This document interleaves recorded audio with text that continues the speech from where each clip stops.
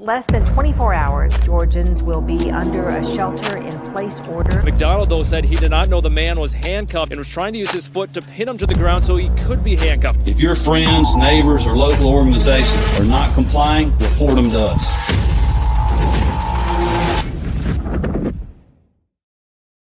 Howdy, y'all, and welcome to the Free Georgia podcast. My name is Jake Green.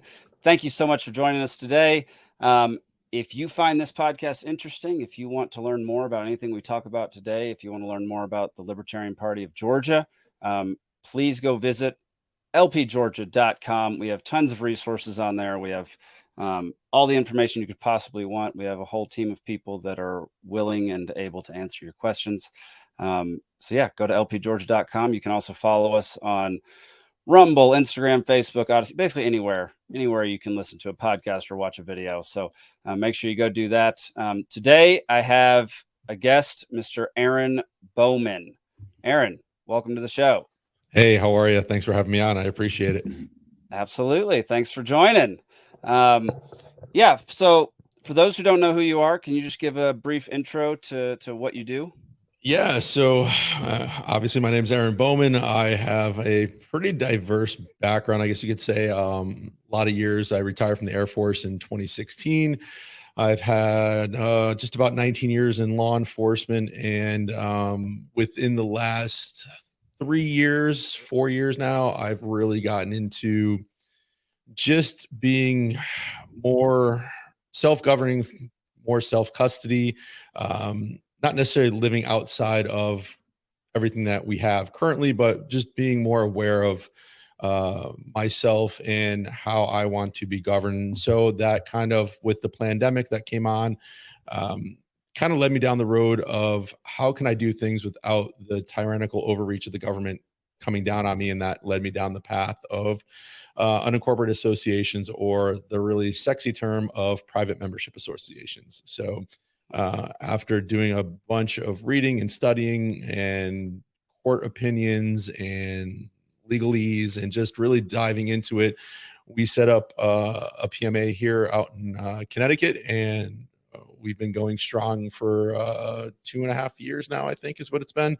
But yeah, so that's kind of it in a nutshell. And Nice. That sounds, I mean, reading through legalese and court documents and stuff sounds like the most boring thing on earth. Oh, it's the best Friday night ever. No.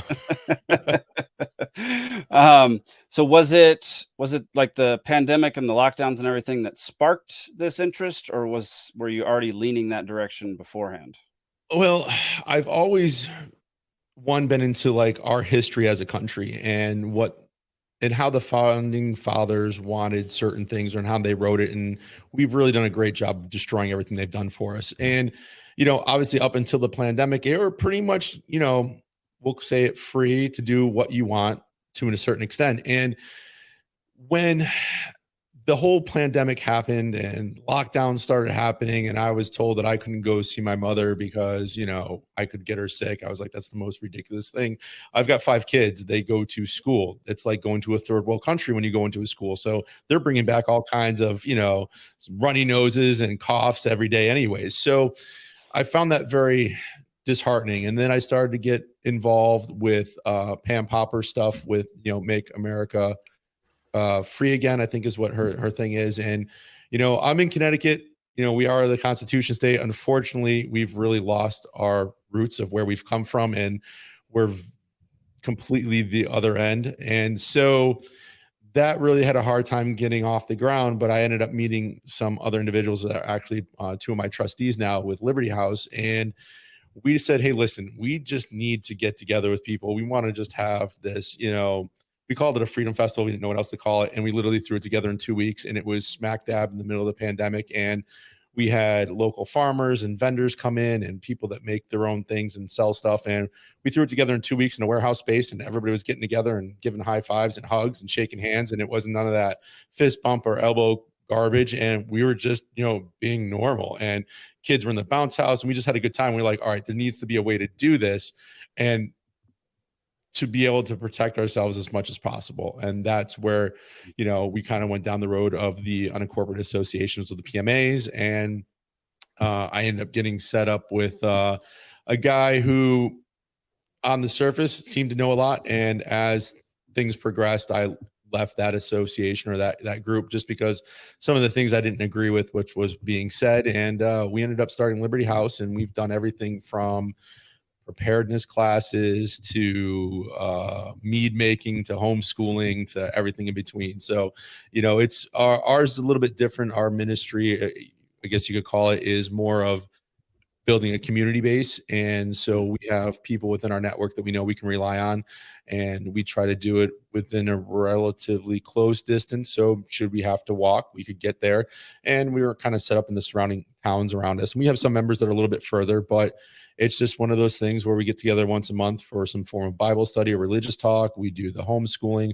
We have a bunch of people right now. I think there's 14 families going up to Pork Fest in New Hampshire. So that's a big freedom festival up that way. And so they're going there this week, and we've got a couple spots set up. So, it's just, it's been a great way to really build a close-knit circle of people that I know I can rely on if I need to. Interesting. Can you define what a private membership association is for people who don't know?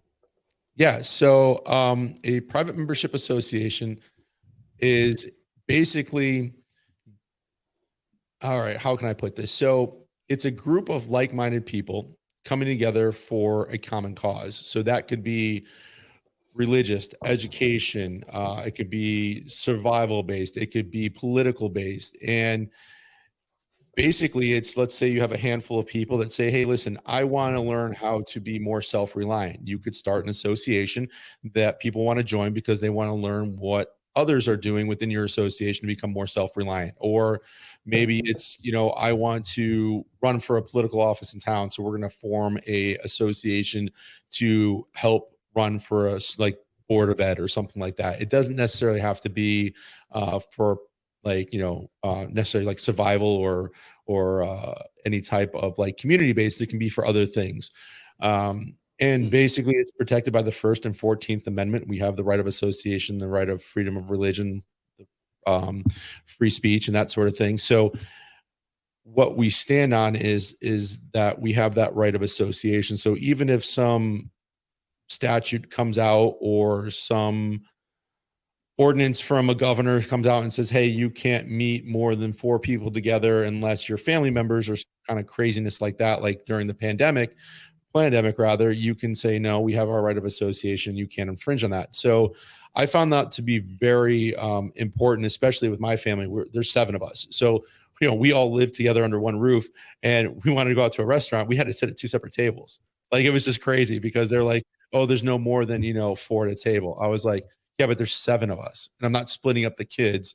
Like, that's just insane to me. So that's where a lot of this kind of started to stem from. And then working with other freedom-minded or self-governing minded individuals and businesses within the area. So, I've set up associations for people that run farms to coffee shops to butchers, and I've done it from here in Connecticut all the way out to Hawaii. So they're recognized in the majority of the states. There's certain states that recognize certain things more than others. And you're going to see me looking over here because I have like all my notes so I get everything right, because there's just so much.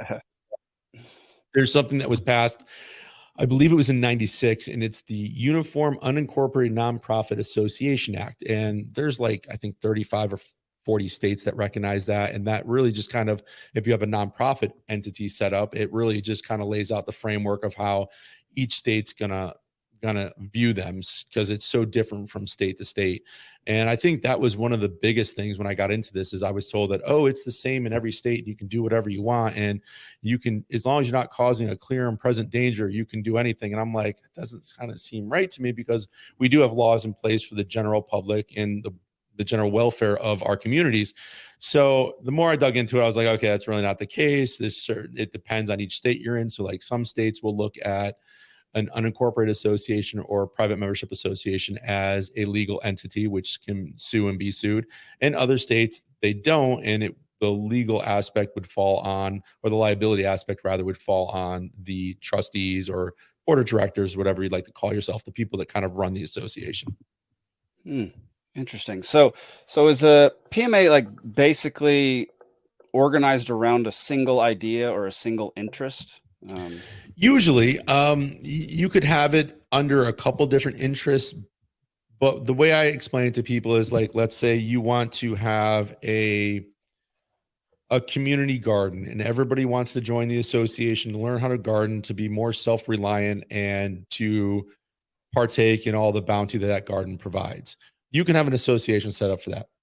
Your association then can't do paint jobs or brake jobs on the weekends, right? Like it has to be set up for a specific and particular thing. Now, you could have an association that's just that, an association. You can have some that are more faith-based. You could have a ministry like we have set up. And then you could even go as far as, if you really wanted to set up, like, a lot of people want to have more of a religious aspect, more of that protection of freedom of religion. So they set up what we call a free church, which is just a church that's not, not incorporated or registered anywhere with the state. Interesting. You've mentioned like it provides protection under the Constitution because of the First and 14th Amendments. In what way is it different than an individual who has protections under the Constitution? Because I've seen, people's constitutional rights get trampled all over the place. Oh yeah, they do constantly. So what's like attractive about creating a PMA and having, I guess, more people involved in it? Like what's the attraction there? So I guess the attraction is, individually, yes, we have all of our unalienable rights that are protected through the Constitution that were given to us from, for me, God. It could be a higher power, greater creator, however you want to look at it. But when it comes to the right of association, it's that, we're not lone wolves. Like, we like to be around other people for the majority. We like to have that connection. We like to have that community. And as we saw through the pandemic, there was a lot of, hey, you can't do that. You have to hug somebody through a plastic sheet, or, drive by for a birthday and honk your car, like ridiculous stuff. So when people start to understand that you have this right of association, and if you can show that you have your founding documents, which would be your bylaws, your articles of organization, you're setting up, I hate to use the word corporation, but you're setting up an entity, and it needs to be run a certain way.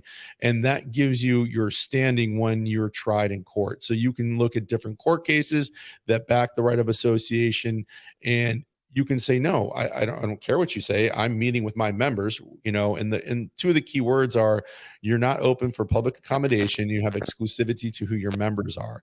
And when you have that, even though you have your individual rights, coming together as a collective whole, you have this right of association that you can stand upon, and you can't be pushed around and say, no, you can't meet, you can't get together for a cookout, you can't do this, you can't do that. And I think that's where the attraction comes to. And then within that association, not that association is set up primarily for any type of commerce, but then commerce naturally takes place within that association. So within our association, I have a lady who makes sourdough bread in her house, and I use Liberty Dollar Financial Association, which is another association with Wayne and Kathy Hicks, out of, I always forget, South Carolina, one of the Carolinas. And I've done work with them for a while, but they do everything. They have an association that's set up for banking purposes, but set up with backed by silver. So I'll literally send, a half ounce of silver digitally, or I'll give her, the paper form, and she'll make sourdough bread for me. And I take it, my family and I eat it. And it's not going through any FDA or USDA nonsense. I know she could have 30 cats in her house, and that's my decision to contract with her to be able to buy that bread, because I like the way she makes it. And that's really how things should be for us. Like, the government overreaches so much. And again, people say, well, isn't it, contradicting because you were in the Air Force and you have a state law enforcement job? Yeah, I've seen that side of it, and I'm not really happy with the way things are done. And I can't even tell people with a good heart these days, yeah, you should join the military, because it's such a mess right now, and all the wokeness and everything they're doing. Like, I'm almost embarrassed sometimes to be like, this is our fighting forces. But I digress. So anyways, it's I think that's the reason why people really want to either start an association because they want to say either they're homeschooling, or, I set up one for some homeschoolers that participate in sports, and they really wanted to be able to say who they could let in their association and who they don't let in. And, you could have a common thing like, hey, we want people that want to, have some belief in a higher power and not be, is this going to be on YouTube? I don't want to get you booted off YouTube if I say certain things. So, dude, we're going to get booted off YouTube within the year. Okay, yeah. I guarantee. So I'm always fighting that fine line. So you're not a Jabberwocky, I guess is the best way to put it, right? Like you could say certain, like these are our standards. Now, again, even with associations, depending on the type you have. So there's what you'll hear is intimate association and expressive association. Those are two terms that if anybody is setting up an association need to know. That intimate association is a smaller association. Think of it as kind of like a family. It's really tight knit, maybe 100, 200 people. There's not really a limit. It just, when you look at the legal aspect of it, it just says, intimate association and expressive association. Your expressive association is more of your larger association. So think of like any type of political movement, any type of political pact or anything like that, or where there's a very, very large group. So like your attorney is part of the bar, they're an association. The Boy Scouts of America are an association that would be more of an expressive, just like the NAACP is an association that would be more of an expressive association, as opposed to like Liberty House or East Coast PMA, which would be a more of an intimate association because of the number of members. And with that, you see different court cases where and a lot of the stuff you can find on my website, but there's one about the JCs, which I can't remember the exact time frame now, in the 30s, 40s, somewhere around there, where they were a political group of young men and basically didn't let any women in. And then as different branches started opening up in different areas, they started letting women in some. And so basically they were told, hey, you can't discriminate against women because you're such a large organization, as opposed to your smaller groups where you can have that type of selectivity to who your members are. And so there, and this is the thing, like you can watch 100 videos on YouTube and you're going to see a lot of the same people regurgitate a lot of the same nonsense.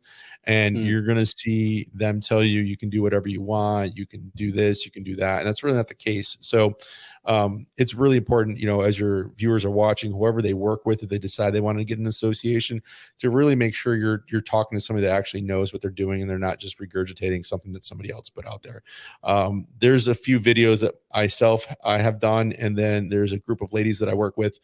We actually started the PMA Manifesto, and it's just the PMAmanifesto.com, and we really brought like these 12 myths to the forefront of associations. Like, there's a bunch of them, but the biggest one is like, if you have a 508c1a, you are tax exempt. And we just really kind of blew that out of the water, and a lot of people weren't happy with us. But, the two Angelas and Erica that I work with over there are really good in what they do. And so for the longest time, even I kind of fell into this, and because the person I believe was in a position of authority talking about this, I was like, yeah, okay, that kind of makes sense. And then as you look at it, you're like, yeah, no, that's not how it works. And really, you'll have companies that set up these 508, they call them entities or churches. And really a 508 isn't a church or an entity or any of that. It's just tax code. And basically that tax code just says if you're a church, a synagogue, a mosque, an integrated auxiliary, or an association of churches, if you meet the requirements of a 501c3 as a church, you're automatically tax exempt. And so they manipulated this to make it sound like if you had any faith-based organization, you were tax exempt. And, that's just one of the things, unfortunately, there's people out there that prey on other individuals who are looking for answers and ways to be able to live a more free life within the society that we live in. And they end up getting bad information. But I'm sorry, man. I don't even realize what your question was. I kind of just rambled on there. No, sorry. It's good. It's all good information. It's all information that people need to know and people want to know. So I have a question. So the lady who bakes the sourdough bread for you, and you buy through the PMA, if she were to would she be allowed to sell that bread to somebody outside of the PMA? Oh, sure, she could, but then you're putting yourself a little bit more at risk, I guess, because when a member signs an agreement, they're basically saying, okay, listen, I know I'm joining this association or this ministry, whatever it is. We'll just use association as a catch-all. And there's certain ways of handling disputes. So there's, alternative dispute resolution, whether it is set up for binding or non-binding arbitration or some type of mediation. So like if I happen to get sick or there's, a bunch of cat hair in it, because she has 30 cats, not that she does, but let's just say that was the thing. I could say, hey, I'm not really happy with this and what have you. So yeah, I mean, anybody's free to, have transactions or, be in commerce with anybody else, but within the association, it's all private. So when I, let's say, example, pay her in silver, that I doubt she's reporting it anywhere, just as if I was to pay her with cash, just like your average bartender or waitress, they only claim what's normally on their W-2s, and then the rest, just goes in their pocket. So, again, associations aren't necessarily set up for commerce, but commerce naturally happens, or transactions naturally happen within the members. So again, if I know somebody mows lawns and has a lawn care business with my association, I'm going to contract with them before I go find somebody outside of the association, because you want to kind of keep those funds within the community, and that's how everybody kind of grows. Now, again, there are liability wise, depending on what state you're in, again, the association can sue and be sued, or it falls on the trustees. And then if whoever's setting up the documents for somebody, and again, you don't need to hire anybody. Like, you could write this stuff on a bar napkin if you wanted to. And really, it's just bylaws, articles of organization, and a membership agreement. But you need to have certain things in there, because my goal setting this up for somebody is I want everything to be handled in-house as much as possible before it ends up in the court system. And if it were to go, let's say you and I had a disagreement, you're like, hey, I'm taking you to court, I don't like what you did, and we didn't follow the outlines of dispute resolution that are in the bylaws. When we go to court, I would say, hey, listen, we have this stuff set up. We're a private association. Jake didn't want to adhere to this, and this needs to happen before he come into court. Most courts are going to want to see things held within house beforehand, just like if it was a Moose Lodge, Elks Lodge, VFW, American Legion. All those are a form of association. Most of those are corporate, where they're registered and filed with the state. And what you're doing with an unincorporated association, you're not filing anything with the state. So you don't have to deal with all that red tape and all that state nonsense stuff, as far as filing all of your paperwork. It's very private. Nobody knows really, for the most part, unless they're a member, who runs the association, because it's not on file anywhere. So that's kind of like the biggest difference. But when it comes to the liability aspect of it, like you said, with like the bread, yeah, she could sell to me and she could sell to somebody else if she wanted to. But again, she's taking on a different liability going outside of the association, because it's not directly with members. Gotcha. And if she does that and there is a problem and somebody complains and somebody tries to, let's say, sue her, would that fall on the PMA, or would that fall on her individually? It would be on her individually, because it wouldn't have any ties to the association. Interesting. Okay. What's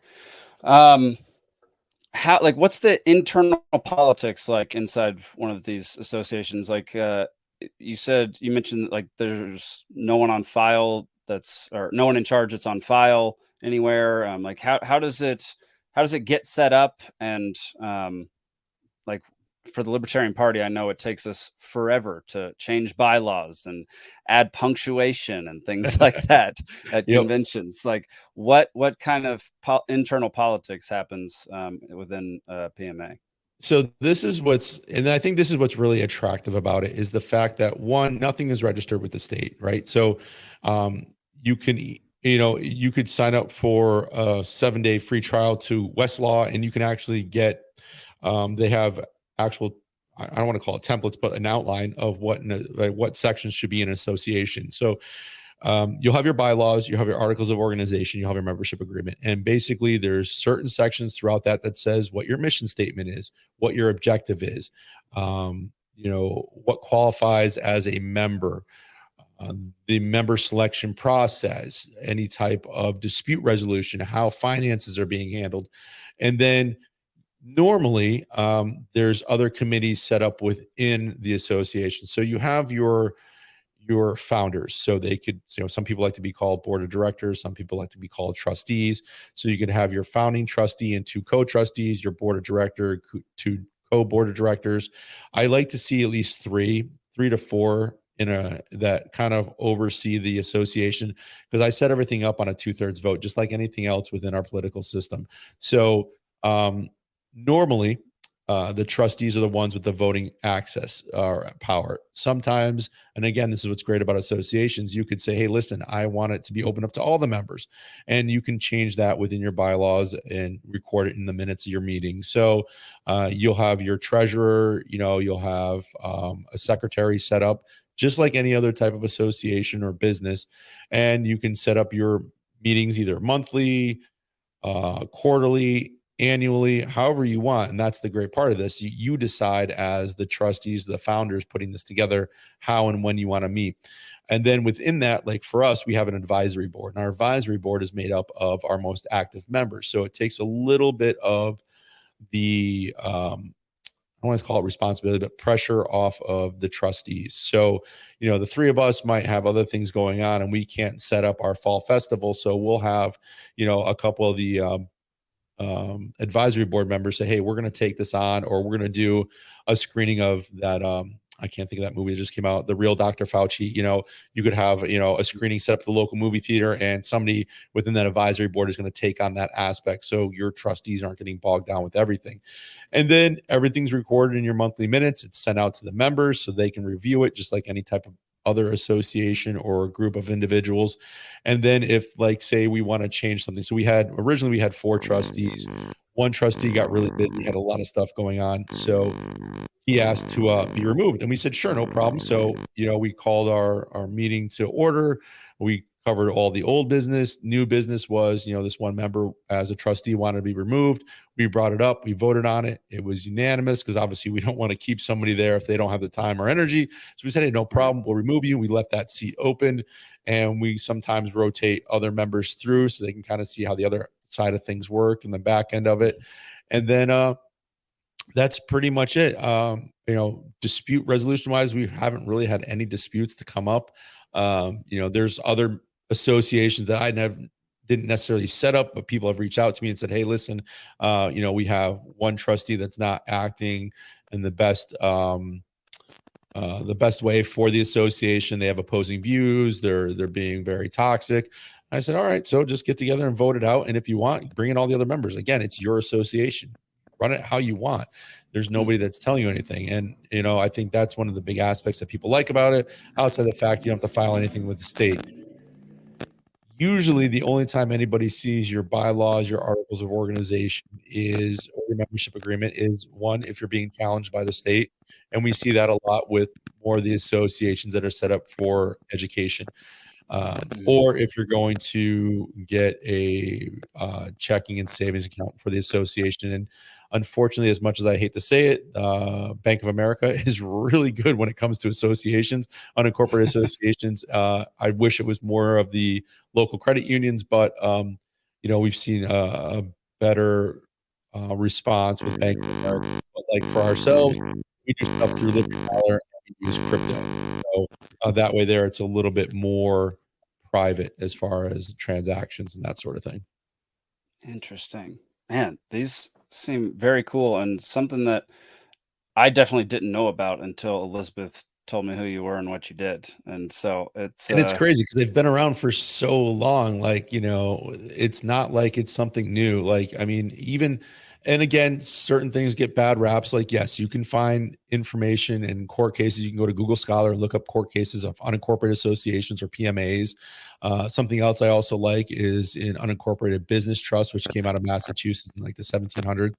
But like, if you go to the IRS website, they'll say those are a fraud because obviously people are trying to avoid paying taxes. And whether you use an S corp, a C corp, sole proprietorship, LLC, and you try not to pay taxes, you're going to get caught eventually. And as much as I like to be a tax protester. I just don't have the time to study that right now. But anything can be used for evil and wrong. So like, again, when it comes to the associations, there's still laws in place that you have to follow for the better good of society. So like, and some of the examples I use is like, I can't set up an association to sell fentanyl. I can't set up an association to run a brothel here in Connecticut because I'm not in Nevada and it's illegal, and that's where we've seen a lot of some of these cases have failed, whether they're set up as a church or a PMA. So for example, there was a church that was set up, and I'm not sure if this court case is on my website or not. It might be, but basically these people set up this church, and they were taking in all these donations and money, but they were using it for self-inurement. So basically they were taking all the money in and they were buying up properties or cars, kind of like what Black Lives Matter did over the last couple of years, where they started buying up all this property for the people that were running it. So we've seen those, if you're not following and doing things properly, then you're going to fail. Same thing with a couple associations. One guy said he was a chiropractor, never went to chiropractor school. You could really hurt somebody adjusting him if you've never gone to school. So the state shut down what he was doing. Why? Because he could cause harm to somebody, whether it's intentional or not. And then we've seen others where they've made medical devices in their basements, and they've tried to say that they're only selling it to their members. Again, it's never been tested. Like if you want to sell elderberry syrup to your members, honey and onion mixture, for cough and antibacterial stuff, you can do that. It's been around, it's natural. But when you start concocting things in your basement in the middle of the night, it's not going to fly, right? And one of the court cases that everybody in the association world or PMA world is following right now is Amos Miller out of Pennsylvania with his association. He's got Robert Barnes as his attorney right now. Things are looking really good. And, he had a huge association. I think he had 1,300 people.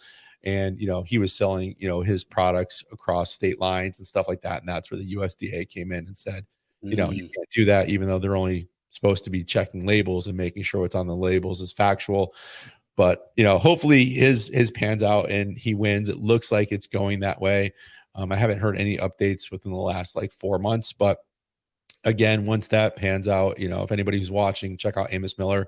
He did, Amish farmer who, just wants to sell natural beef and vegetables and chicken and eggs to people that aren't tainted with chemicals. Because even the stuff we buy that it's organic, if it goes through any type of USDA processing system, those USDA processing systems have all those chemicals in it that is getting into the meat regardless. And, again, it's, we should be able to choose what we want based on our needs. And hopefully that really pans out. Because if that does, that's going to be a huge landmark case for the right of association.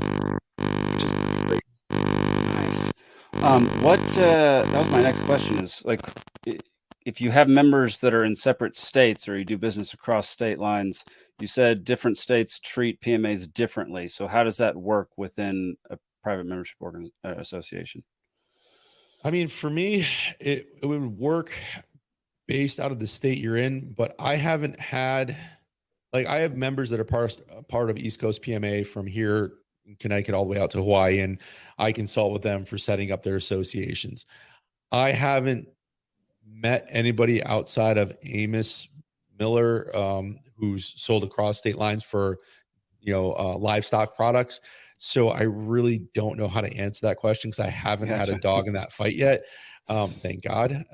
But I mean, most of your associations, the ones that I set up and the ones that I've helped deal with the local government have all been super hyper local. So it's, within a county, within a town.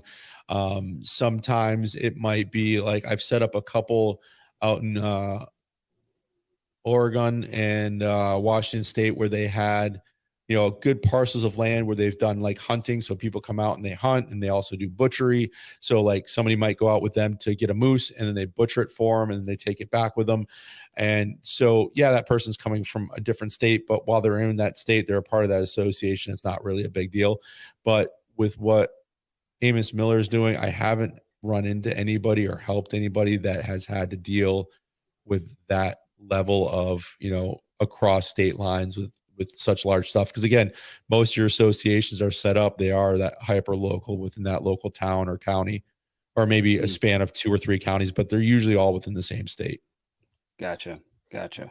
I guess final question would be like, who would you suggest start a PMA? Like, what type of person, or who would you suggest definitely not start one if you have an answer Everybody related should to that? start one. No, I mean, it would be great to see more PMAs. Like here in Connecticut, we're starting to see a lot more associations that are what we would call a ministry, that are more ministerial in their actions. And that's just because here in Connecticut, we have a state statute that basically says if you have a religious organization or ministry or church that provides education to its children's member or its members' children's rather, you're not regulated by the state. So Connecticut and like 6 other states are very lenient in that aspect.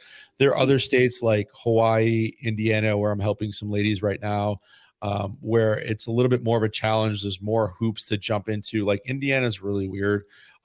They want you to be registered, and they even want you to be registered with Homeland Security, which doesn't make any sense to me, but that's a whole nother ball of wax when it comes to a ministry or unregistered ministry. But like in Hawaii, you can have a religious organization that provides education to the members' children, and you don't have to be registered or licensed rather if you teach the Hawaiian language. So as long as you have somebody teaching the Hawaiian language in your school, you don't have to be licensed. So it's, and my thing is I'd rather fight smarter than harder. So if I don't have to go into court and fight on my constitutional rights and my right of association, if I can find something like here in Connecticut, you have a religious organization and you're only providing education to your members' children, then you don't have to be licensed. And as long as your members know you're not licensed, you're good to go. And so we've fought a couple here, and we've won just by, saying, hey, here's our documents, here's what we're doing.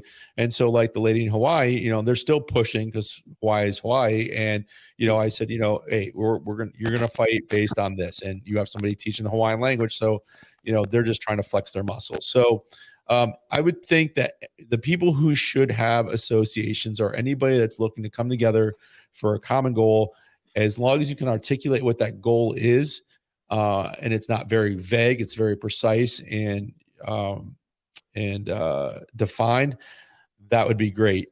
And you can definitely have an association where the things you can't have an association for, and this is a lot of the information you're going to hear out there is that, oh yeah, you can have an association for that. You can do this, you can do that. If you are an electrician, if you're a plumber, if you have real estate and rentals and Airbnb, or you have something that requires the general public to come in on a daily basis, an association will not work for you. Like it's very, and I do real estate here in Connecticut. I have people ask me all the time, well, I want to do an Airbnb, but I want it to be an association. I said, okay, so how are you going to advertise for your association?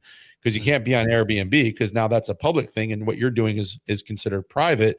It'd be like, if, Jake, you were coming out to Connecticut, and I said, yeah, I've got a a tiny home you can rent while you're out here.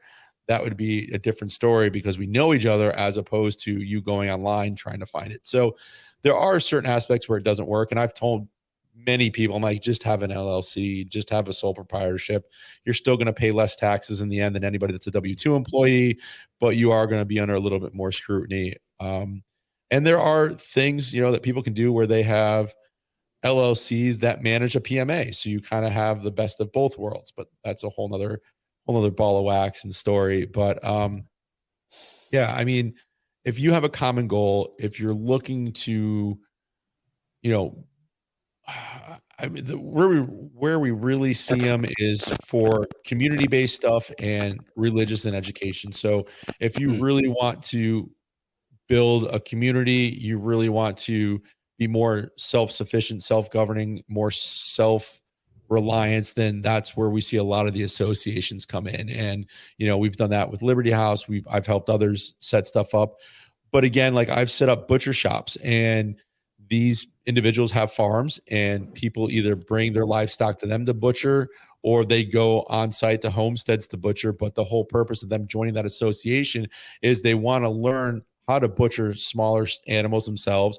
They want to see the process. They want to be more hands-on. It's not like you're just bringing it to a local butcher, dropping off and leaving. There's more of that educational aspect to it. And I think that's what makes the association so appealing is not only, can I learn something, but now I'm also connecting with other people that have that same like-mindedness, that want to do the same things that I want to do. Or, you know, I mean, heck, you could set an association up that's all about conspiracy theories, and you guys get it together every night, talk about conspiracy theories. It's whatever you want it to. I mean, probably be right about everything, but again, it's one of those things where you can set those things up and say, hey, listen, this is why we're coming together, you know. And it could be very, you know, you could have many different things under one thing, like what we're doing with Liberty House. We have our religious talks monthly. We do our potlucks and our members meetings, and we do homeschooling, and we do, like, we've done different preparedness classes and stuff like that. Like one we did, we took a 5-gallon bucket, turned it into a washing machine with a old school plunger. And we just did one that was for mead making. You know, hey, listen, if you know how to make some mead with some honey, who cares if the world falls apart? At least you'll be able to get a good buzz on, you know? So it's just those things where, you know, it's really almost limitless in what you can do, as long as you're doing it properly and you're not infringing on anybody else's rights. Wow. I love it. Thank you so much for giving us some info on this. Really appreciate you coming on the show. Yeah, I appreciate you having me. Absolutely. Can you tell people where to find you, where to look up your information and that kind of stuff? Yeah. So you can find me at eastcoastpma.com. There's also a Facebook group. There's a Telegram group. You can find those links usually through Rebel Alliance, is my YouTube channel, where we talk about associations and different legal aspects of it. You can also go to the pmamanifesto.com. You can get a bunch of stuff over there, and we're actually getting ready to release over there a DIY template. So if you're really hands-on and you want to do it yourself, it's definitely more cost effective that way. And then we also offer consulting sessions, so if you should need help and stuff like that. I believe my stuff's on Rumble too, because it automatically populates from YouTube. Odyssey, I'm on there. I haven't updated lately. And there's also a podcast called The Rebel Alliance, which once I finally move into my new house, my home studio will be set up, and I'll be out of this office space. I'll be able to actually get more stuff done, because sometimes it's tough with the 5 kids and the wife and work and stuff like that. But I bet so. Yeah, this is great.